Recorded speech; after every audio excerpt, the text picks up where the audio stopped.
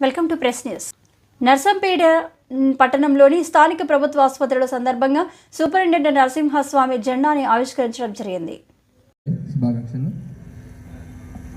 Almost 2012 నుంచి చూస్తుంటే 2025 వరకు ఈ హాస్పిటల్ అనేది ఒకప్పుడు పిఎస్సి లెవెల్ అంటే మార్నింగ్ ఈవినింగ్ ఓపీ ఉండేది. ఆ తర్వాత సిఎస్సి అయింది, ఆ తర్వాత ఏరియా హాస్పిటల్, ఆ తర్వాత district hospital, now medical college. ఇది చివరిది అని సార్ అంటుంటే ఒకందుకు ఇంతమంది స్టాఫ్ ఏ విధంగా ఎంత ఇబ్బంది పడుతున్నారు అనేది ఒకందుకు బాధ అనిపిస్తుంది, ఒకందుకు ఇది అప్గ్రేడ్ అయింది కదా అని సంతోషం అనిపిస్తుంది.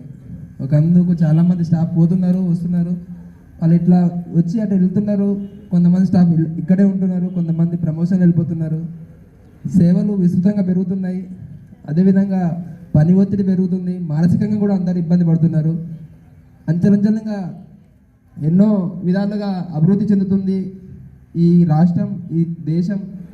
ఆర్థికంగా, వైద్యపరంగా వివిధ రకాలుగా అభివృద్ధి చెందుతుంది. ఇంకా అన్ని రకాలుగా దేశం అభివృద్ధి చెందుతూ ప్రపంచంలో అగ్రగామిగా నిలవాలని, అది ఏ రంగంలోనైనా ఉండాలని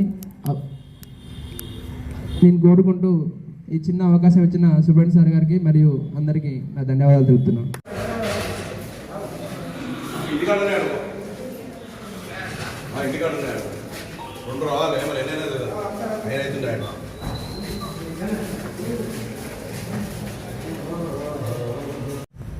రాజ్యాంగం అంటే మనకందరికీ తెలుసు.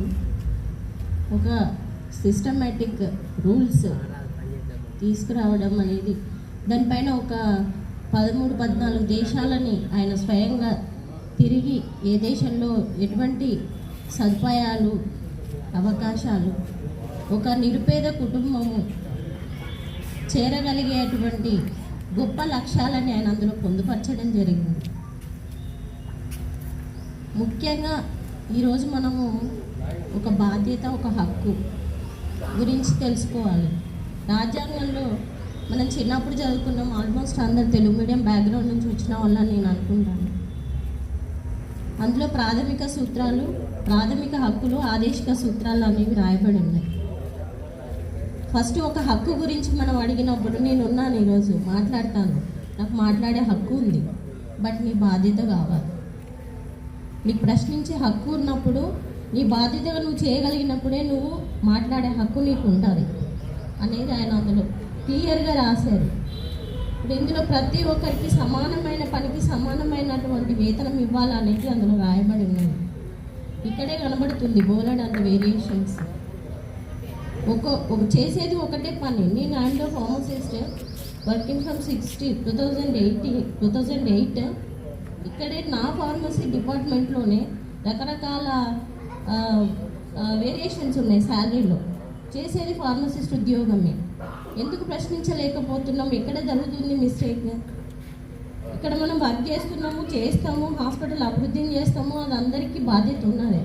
కానీ మనం చేస్తున్న పనికి మనం అడగలేకపోవడం వల్లనే జరుగుతుందా? ఎందుకు అడగలేకపోతున్నాము అనేది కూడా ఒక ప్రశ్న.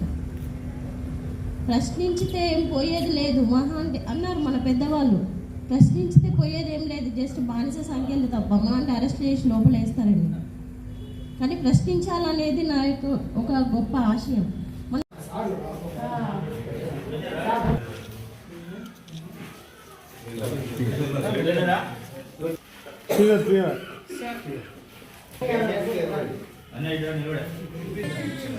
కావాలి ఇంకా